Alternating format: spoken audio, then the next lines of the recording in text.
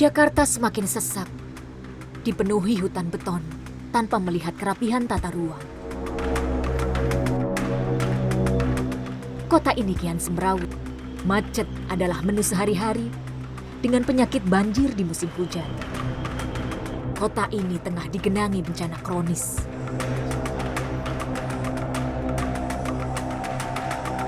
Jakarta memang sudah syarat masalah. Tapi meski berkelindan dengan segambreng persoalan, kota ini tak pernah diam. Menampung puluhan juta pendatang, kaum urban mengadu nasib mencari rupiah. Jakarta melahirkan kontras kehidupan dengan identitas kaya dan miskin yang jomplang.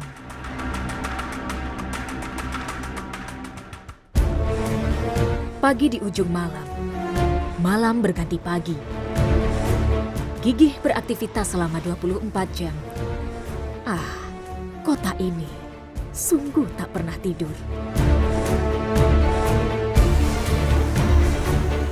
Di antara pro dan kontra, di antara benci dan cinta, di antara asa dan putus asa, Jakarta terus menggeliat, tumbuh dan berkembang menjadi kota megapolitan, menampung jutaan mimpi dan masa depan yang katanya lebih baik.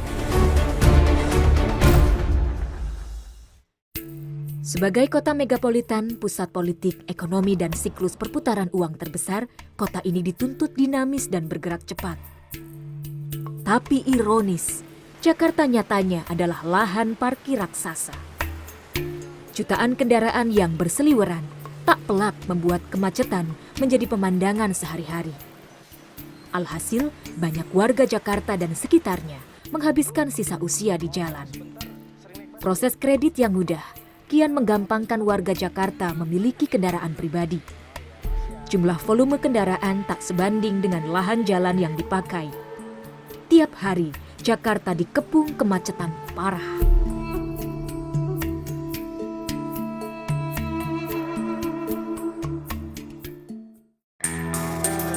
Traffic Management Center, TMC di Telantas Polda Metro Jaya adalah sarana yang memberi pelayanan respon cepat pada masyarakat.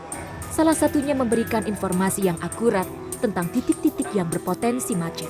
Sepanjang 24 jam, warga Jakarta bisa memantau info kemacetan lewat jejaring sosial yang diluncurkan TMC. Sebenarnya Jakarta ini, kalau kita lihat saat ini ya masih cukup macet Mas. Karena pertambahan kendaraan yang sudah signifikan. Kalau lihat saat sekarang ini, pemerintah juga sudah menyiapkan transportasi massal, cuma ya belum cukup memadai untuk menampung semuanya, sehingga masyarakat masih banyak menggunakan kendaraan pribadi. Itu saja saat ini, sehingga ya kemacetan masih terlihat di mana-mana. Karena kita melaksanakan K3I di sini adalah Komando Koordinasi Komunikasi dan Informasi, ya seluruh termasuk kriminal juga ya kita pantau di sini, semua kita tampung. Jadi kita siapkan di sini, termasuk jejaring sosial ya kita buka. Di sini kan cukup banyak untuk follower kami, dari Twitter sendiri sudah 5,3 juta orang menjadi follower kami. Jadi itulah termasuk masyarakat itulah yang menjadi informan kita. Selain macet, segudang persoalan mengemuka di Jakarta. Banjir di awal tahun kerap datang. Kepungan banjir membuat warga mengungsi. Jalan protokol lumpuh, sarana transportasi umum pun mandek.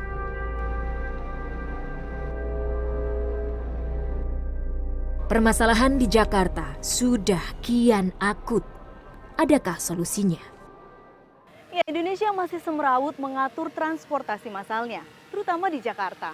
Namun, ibu kota tercinta ini tak tinggal diam. Ia tengah merancang transportasi masa depannya. Dan tentu saja penduduk yang overload memicu arus mobilisasi yang besar dan juga membutuhkan transportasi yang juga besar. Mampukah Jakarta menyediakan transportasi umum yang layak bagi warganya?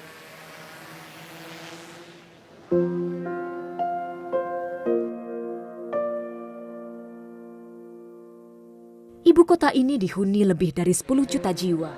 Selain penduduk asli, kota ini digempur serbuan kaum urban yang menyesaki Jakarta tiap hari. Krisis lahan membuat pembangunan di atas jalan adalah tercepat saat ini.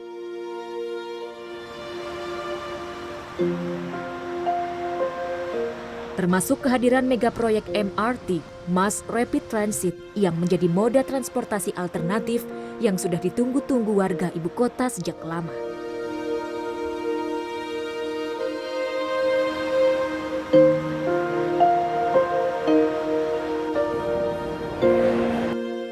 Usai diresmikan tahun lalu, mesin bor bawah tanah raksasa Antareja yang menjadi andalan pemerintah itu bekerja siang malam selama 24 jam dengan pengoperasian secara komputerisasi. Dimulai dari Patung Pemuda Senayan hingga Stasiun Senayan yang sudah rampung dikerjakan.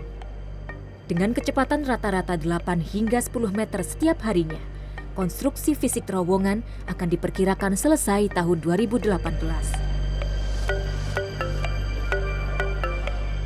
Meski dihadang isu pembebasan lahan, namun saat ini jalur utara selatan pembangunan MRT tahap pertama masih terus berlanjut dari Bundaran HI Lebak Bulus. Setiap harinya, jutaan kubik material diangkut untuk membangun terowongan berdiameter 6,05 meter itu. Selain bor Antareja, mesin bor bawah tanah Mustika Bumi sudah siap melakukan tunneling atau pengeboran di jalur bawah tanah MRT ini. Selain itu, konstruksi dari proyek megah ini juga diklaim tahan gempa dan juga tahan terhadap banjir. Nah, jadi waktu kami mendesain sistem ini, sistem MRT ini, kami sudah menggunakan standar siklus gempa 100 tahunan. Jadi ini lebih tinggi dari standar Jepang maupun standarnya British. Dan juga untuk banjir, kami desain stasiun kami, entrance terutama, itu sudah dibuat lebih tinggi dari permukaan jalan, 1 sampai 1,5 meter. Dan juga akan ada rolling door nanti untuk menutupnya kalau sampai melebihi tangga tersebut. Warga jengah dan bosan dengan keruwetan Jakarta, berharap pembangunan MRT ini bisa memecahkan masalah akut yang sudah menggelut, bukan sekadar tambal sulam yang berujung pada permasalahan yang kian sengkarut.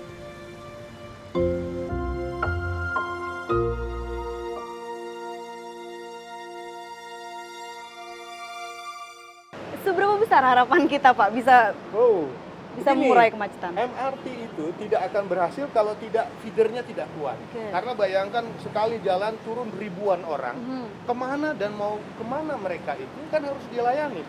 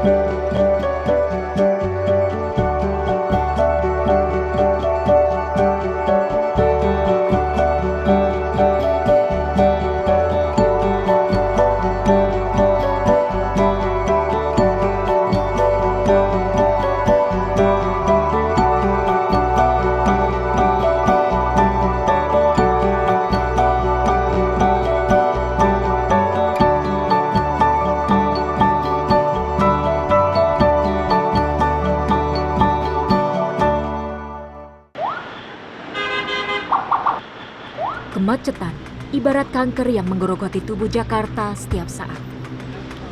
Diserbu jutaan kaum urban yang mengais rezeki, membuat arus pergerakan manusia kian tak terbendung. Mereka berbaur, berjuang, dan berpacu dalam urat nadi ibu kota. Untuk menjawab kemacetan di Jakarta, bus Transjakarta menjadi salah satu pelopor reformasi transportasi massal di Jakarta yang diunggulkan pemerintah Provinsi DKI Jakarta sejak 2004. Untuk menunjang aktivitas warga yang padat, lebih dari 600 armada bus disiapkan untuk menampung ribuan penumpang di seluruh wilayah ibu kota. Meski tetap macet, bus Transjakarta terbilang cukup nyaman, terjangkau, dan bisa menghemat waktu di jalanan.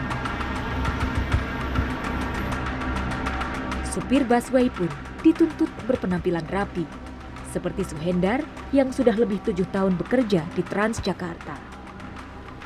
Ia merasakan nikmatnya menyetir di jalur khusus. meski tidak 100% bebas hambatan. Itu aja. Di jalur kan jadi nggak campur dengan kendaraan lain lah. Tenang aja gitu. Nganter masyarakat lebih tepat waktu itu aja. Kalau kepuasan penumpang puas, saya juga merasa puas.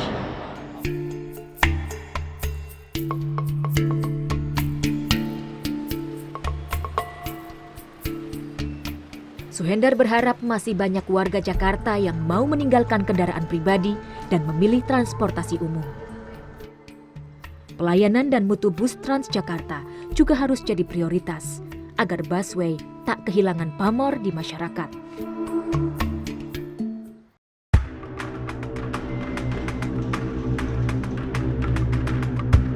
Transportasi massal lain yang juga bermuatan besar dan anti macet adalah komuter line atau jalur pelaju. 75 rangkaian komuter ini beroperasi tiap hari di wilayah Jabodetabek. Meski belum signifikan, intervensi kereta komuter telah membantu mengurangi kemacetan Jakarta. Animo masyarakat terhadap komuter terus meningkat setiap hari. Terbukti pada saat peak hours atau jam-jam sibuk, ribuan warga memadati kereta komuter yang beroperasi lebih dari 24 jam.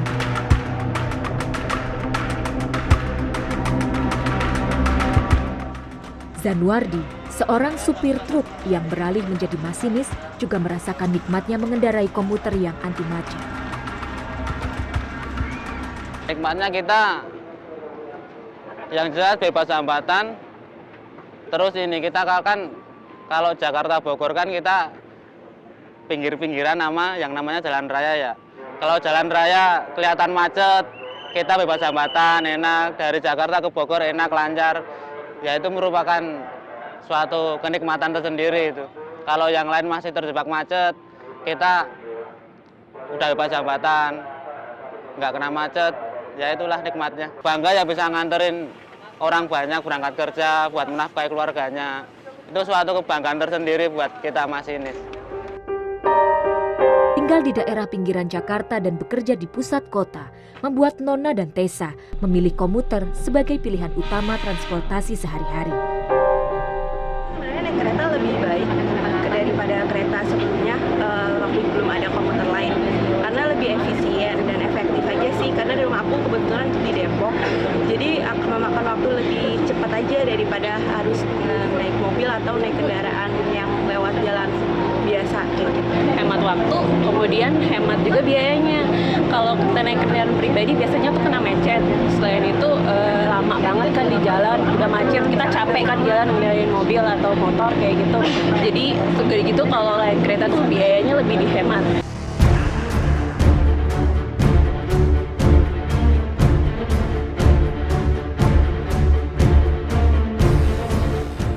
Mengatasi kemacetan akut di Jakarta, tak hanya membangun sarana transportasi publik, namun harus ada sinergi antar moda transportasi, seperti jalur MRT yang terintegrasi dengan KRL.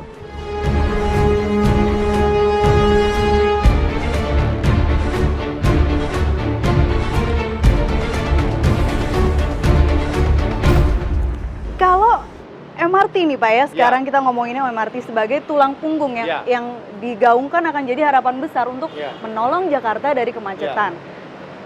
Seberapa besar harapan kita Pak bisa mengurai kemacetan? MRT itu tidak akan berhasil kalau feedernya tidak kuat. Karena bayangkan sekali jalan turun ribuan orang, kemana dan mau kemana mereka itu kan harus dilayani. Kalau tidak ada pedestrian yang bagus, tidak ada layanan angkutan umum pendukungnya, itu akan kemana-mana dan ujungnya akan dilayani oleh ojek. Nah, disinilah MRT akan berhasil jika sistemnya interkoneksi, terintegrasi dengan angkutan lain. Revolusi transportasi harus merubah revolusi kebudayaan. Bahwa tinggal di kota itu ada namanya budaya urban. Kalau tinggal di kota, ya taatilah aturan kota. Ya, jadi kota punya budaya, kota punya aturan. Aturan itu yang sekarang tidak ditaati karena kita belum menjadi orang kota, tapi baru mengkota. Mengkota itu baru mau menjadi orang kota. Jadi walaupun Jakartanya modern seperti ini, kalau perilaku kita ingin turun sembarangan, ingin parkir sembarangan, itu artinya orang Jakarta belum jadi orang kota, baru menuju mengkota. Nah, mengkota ini artinya kulturnya belum diberesin, disiplinnya masih rendah. Jadi infrastruktur yang bagus, layanan publik yang bagus, menuntut perilaku yang bagus juga.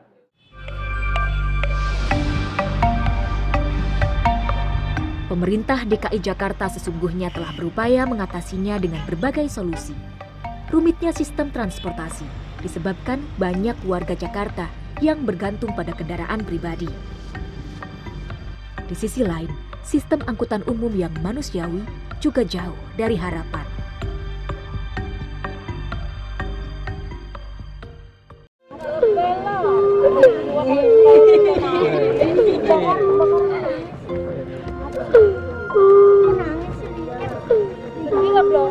Tahu ingus.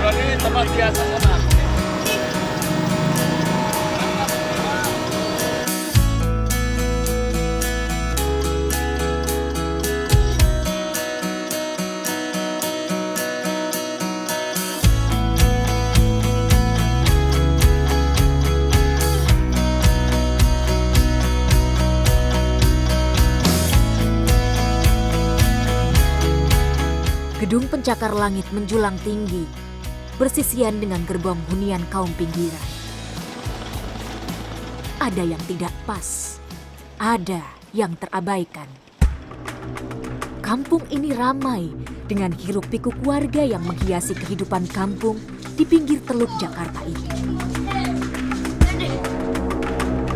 Saya pun menyusuri gang sempit untuk melihat kehidupan mereka lebih dekat.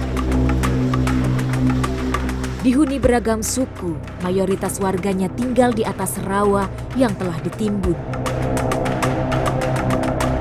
Dengan rumah panggung sederhana, mereka bertahan dan menata hidup selama beratus tahun di kawasan kumuh yang rawan banjir rob itu. Kampung menjadi salah satu pemukiman di Jakarta yang memiliki ciri khasnya tersendiri. Dan meski infrastrukturnya tidak memadai, namun banyak warga pendatang yang tinggal di sini. Mereka menganggap ini adalah ruang adaptasi mereka dari desa ke kota. Meskipun infrastrukturnya tidak memadai, tapi mereka tumbuh dan berkembang di sini. Kampung perkotaan ini terus berkembang tak terencana.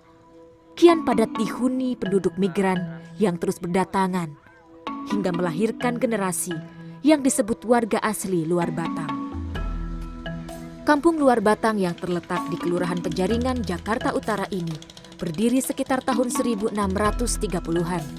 Pada masa VOC berkuasa, kampung ini menjadi tempat persinggahan pedagang dan peziarah yang ingin masuk Jawa. Di tengah perkampungan padat yang banyak dihuni buruh dan nelayan, ada Masjid Tua Luar Batang dan makam keramat Habib Hussein bin Abu Bakar Al-Aidrus, ulama terkenal yang dianggap wali dan pendiri masjid tersebut. Seiring waktu, tempat ini pun berkembang menjadi kawasan wisata religi. Sisi lain wajah ibu kota ini ternyata juga menarik turis datang ke kampung ini. Termasuk Ania, warga asing asal Ukraina. I just can't imagine how people who live there for whole their lives feel about moving somewhere, I guess, over there. Yeah, and I've heard that the new governmental public housing is high rises, and that's the project I should in Sydney.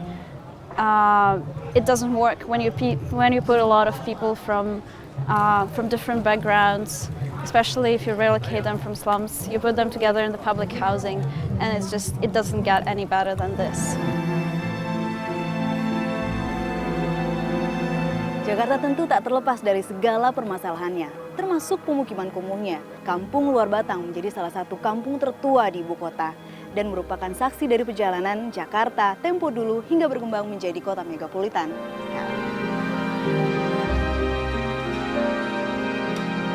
Selain kampung tua, kawasan ini juga memiliki pasar tua, Pasar Ikan Luar Batang. Sayang, kejayaan pasar ikan tertua di Jakarta yang berdiri sekitar tahun 1961-an itu harus berakhir. Kawasan seluas 5 hektar itu harus diratakan dengan tanah karena berdiri di atas tanah negara. Dan rencananya kawasan ini akan disulap menjadi kawasan wisata maritim internasional. Bukan Jakarta namanya jika tidak ada polemik.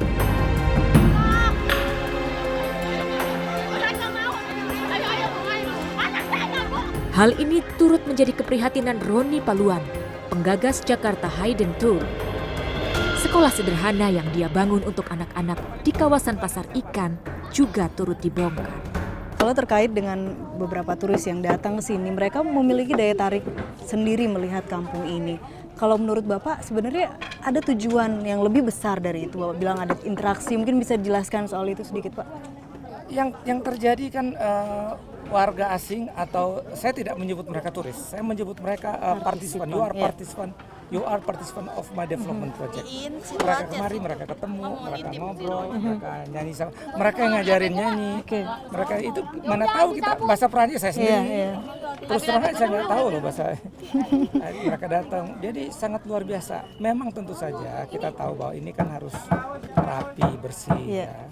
Tapi itu caranya dong. Dan rapi itu bersih, banyak arsitek dari luar negeri pasti bisa bikin yang lebih bagus gitu. Jadi perjuangannya akan terus ya Pak, nggak berhenti hanya karena ini. Itu biasa Mbak. Iya. Boleh jadi saya kalah, tapi saya tidak akan bakal menyerah. Ku ingin terbang dan menari. Semangat anak-anak menjadi kekuatan bagi Roni dan tim relawan lain untuk terus memperjuangkan misi agar mereka yang terabaikan mendapat kehidupan yang lebih baik.